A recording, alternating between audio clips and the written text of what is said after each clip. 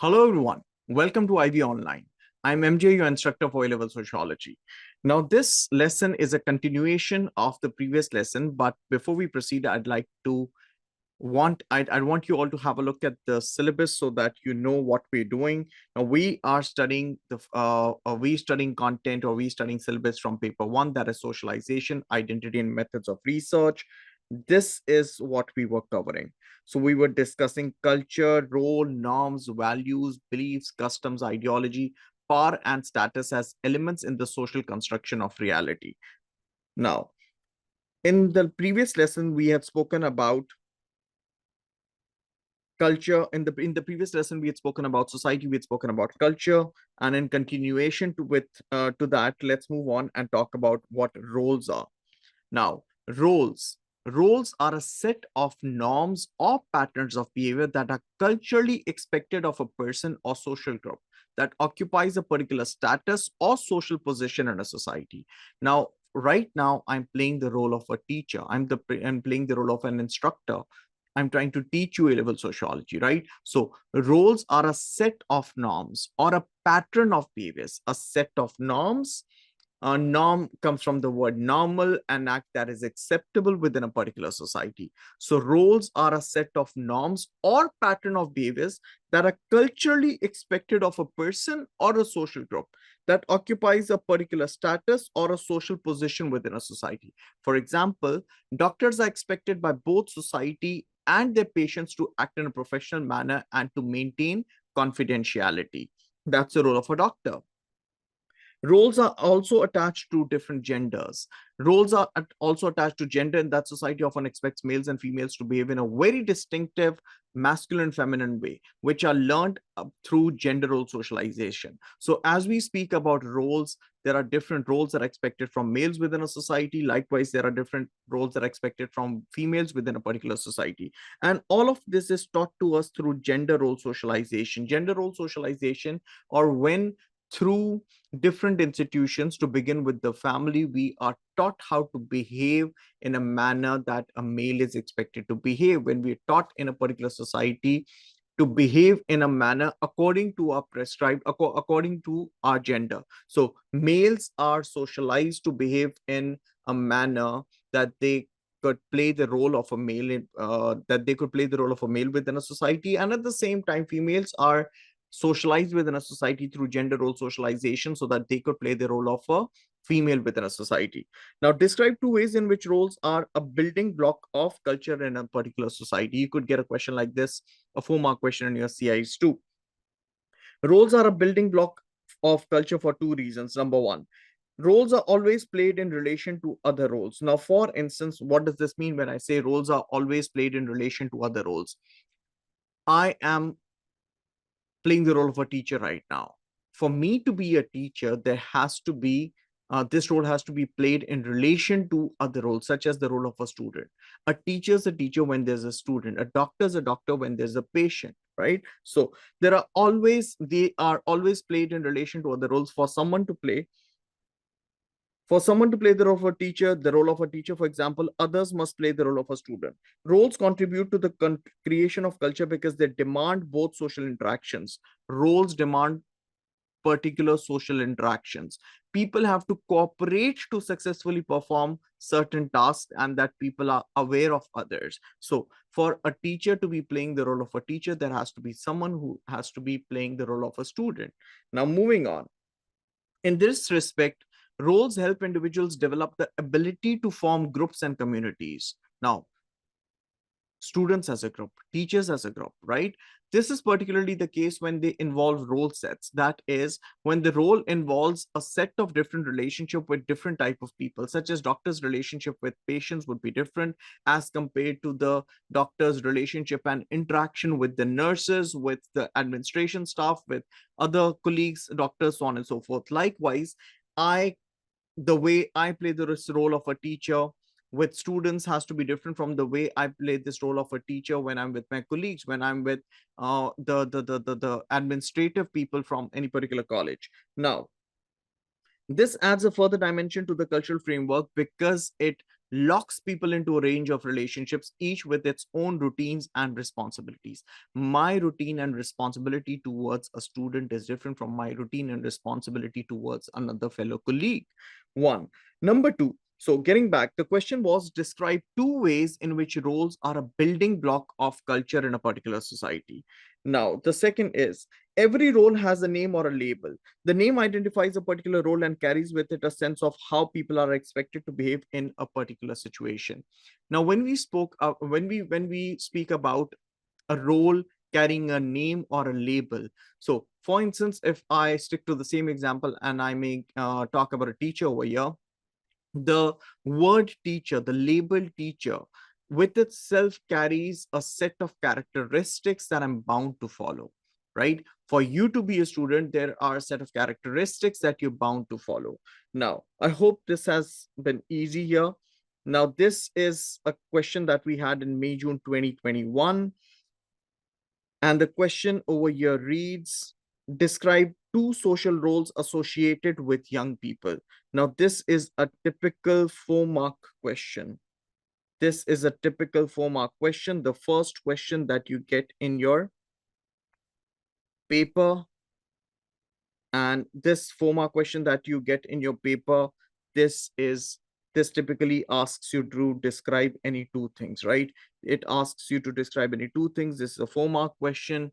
How is it that we attempt this particular question? I keep on telling students, because it's a 4-mark question and it is asking you to describe any two things, you might as well consider this as two different questions of 2 marks each. Now, you might as well consider this as two different questions of 2 marks each. How is it that we get marks over here? You get the first mark by identifying the social role. You get the second mark by describing it, by developing that particular point. Moving on towards the second point, you identify the second point, you get the third mark here. And then you get the fourth mark by developing or by describing that second point that you've identified. I always tell students to use block paragraphs. Block paragraphs, in other words, you write a paragraph, you leave a line, you write a paragraph, and then you leave a line before you start the new paragraph. This is how you score a 4 on 4 and ensure that you're not missing on any marks, a mark unnecessarily. Getting back to the question over here reads, describe two social roles associated with young people. You might as well write down a student. So this is how you'll get the first mark. A student engaged in education and learning, transitioning to adulthood. The second role that you could write down could be of a, let's just say, friend who's supportive of other members of a peer group.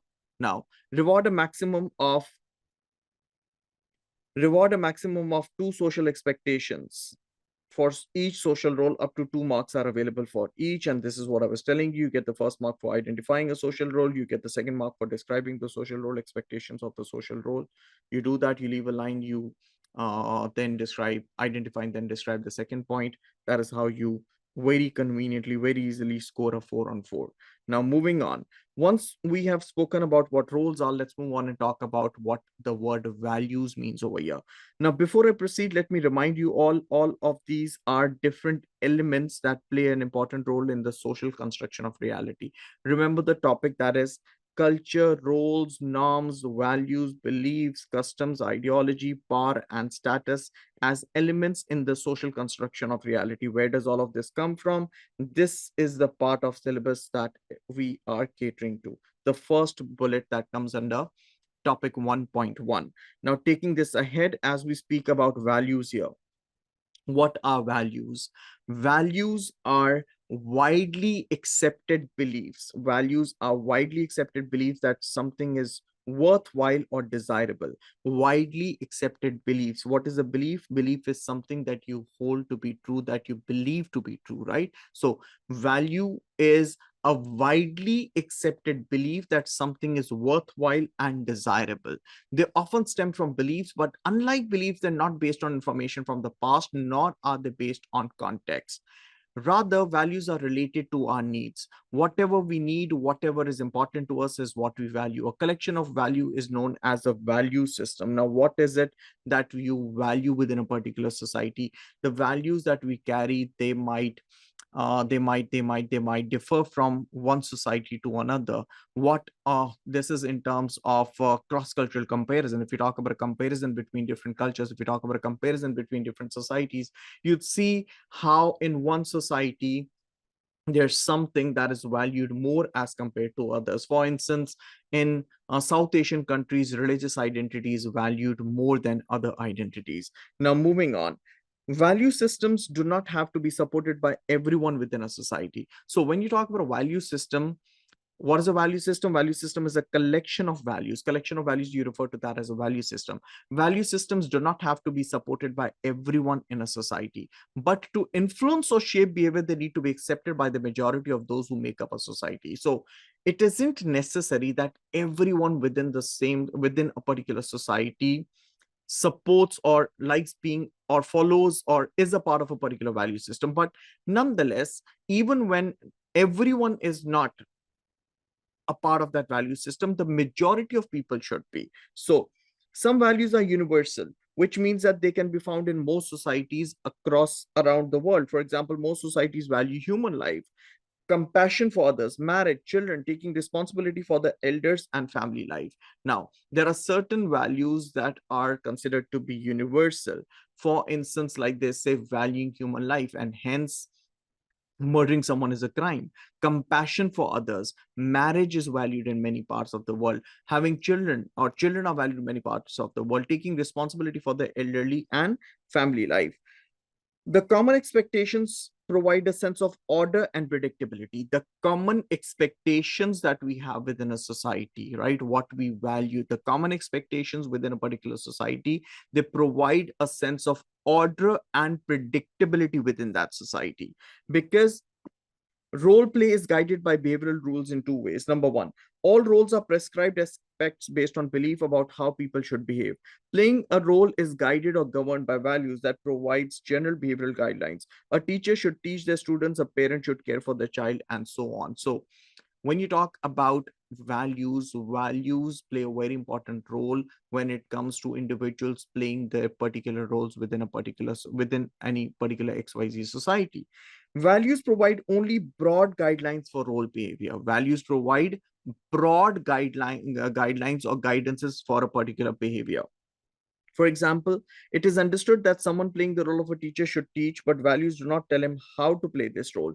The specific behavioral guides that tell people how to successfully play a role the specific behavioral guides that tell people how to successfully play a role are known as norms. So norms of norms associated to being a teacher or teaching in the West might be different from the norms that are associated in the non-Western countries. For instance, in the US, I've seen many students calling out their teachers by the name. It's norm, it's something that is acceptable in the US, which again is not to be found in South Asian countries. Now, I hope this has helped. Moving on, let's talk about norms here. So we spoke about roles first, then we spoke about values, and now we're talking about norms. Norms are specific rules showing how people should act in a particular situation. So what is a norm? A norm is a specific rule. A norm is a specific rule that shows how people should behave in a particular situation, right? Norms are specific rules showing how people should act in a particular situation, whereas values give only a general guideline. So if you talk about a comparison between the terms values and norms, norms are more specific, values provide you with a general idea or a general guideline. Norms, therefore, are rules used to perform roles predictably and acceptably.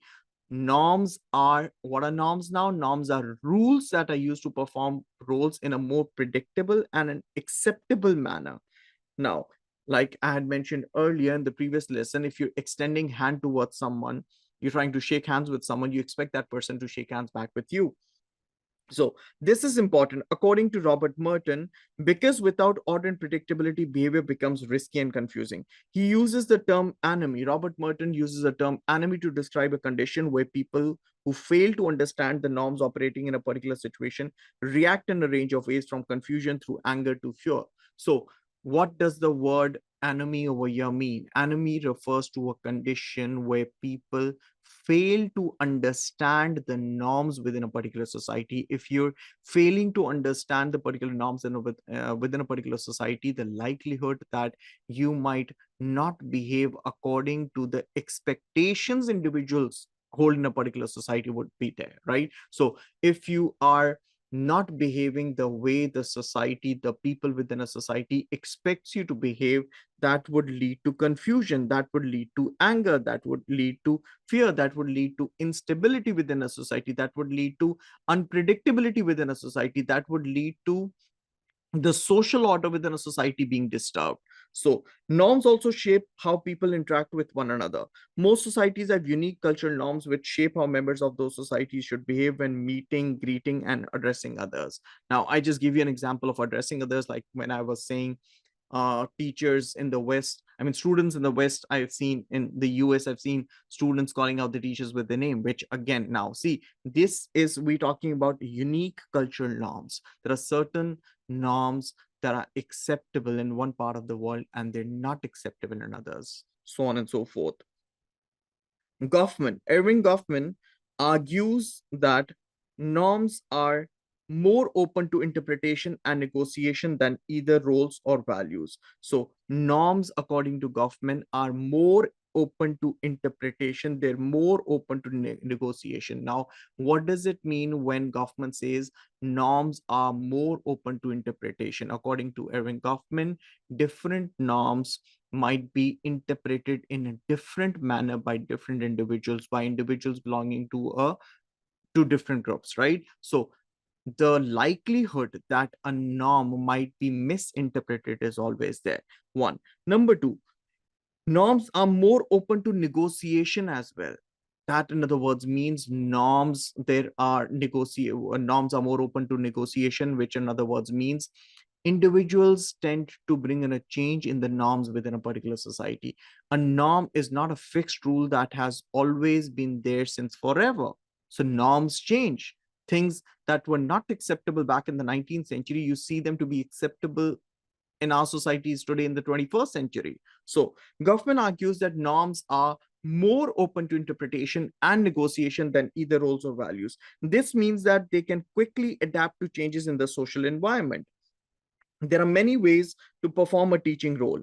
Again, an example, depending on a range of personal and cultural factors, including the behavior of those in the teacher's role set. Some teachers interpret the role as meaning that they need to be strict. Others adopt a more friendly approach. However, these interpretations can change. Even the strictest teacher may relax the approach at certain times. So, when you talk about these norms, they are, like we had said, they're more open to negotiation. I choose to be a teacher in a particular manner. Someone else might choose to be playing the role of a teacher in another manner. So I hope everyone by now, I hope you by now have understood what the word roles means, what the word value means, what the word norm means. Taking this quickly ahead, we have another 4-mark question that I'd like to bring in under discussion over here that we had in May June 2021. It's a 4-mark question. It says describe two informal social sanctions. Describe two informal social sanctions. Now, social sanctions. What are social sanctions? Social sanctions are the describe two informal social sanctions. Now, the acts or the mechanism that is used within a particular society to make individuals behave in a particular manner. Now, two informal social sanctions. What two social sanctions could be used within a society to ensure that individuals behave in a particular manner? Number one, ostracism. Ostracism, what does the word ostracism, I mean, this is indicative content. Of course, it says indicative content. Of course, you could come up with something of your own as well. And these are super simple questions that we've had in our past papers. So ostracism is when you socially isolate someone, right? So you're talking about two informal social sanctions. Let me give you an example here. Let's just say you a bunch of friends you have planned up, uh you've planned to go watch a movie together. There's this someone within that particular group who is who's uh been messing up with such plans. I mean, within a bunch of friends, you usually do come across, you usually do have one such kind who is who's who messes up plans or who ruins up the plan, right? So in that case, you could, the fear of ostracism, the fear that you'd socially isolate, or the fear that you would alienate that particular individual, might lead to uh, that particular individual not messing up plans or not rolling plans. Or yeah. Number two, labeling. That's another example of an informal social sanction. People fear being labeled, right? A negative label would have negative consequences. So no one wants to be labeled, no one wants to be called names. Number three, disapproving or approving looks. That's again an example of an informal social sanction. Gossiping, negative, positive verbal comments, withdrawal of privileges, ridicule, so on and so forth. So the sanctions, my dear, I had told you, sanctions or the mechanisms or the different ways that are used by individuals within a particular society to ensure that a particular behavior is to ensure that individuals behave in a particular manner. So these social sanctions could be positive. An example of positive social sanctions would be you would be you rewarding someone. An example of a negative social sanction could be you punishing someone or threatening someone. Punishment.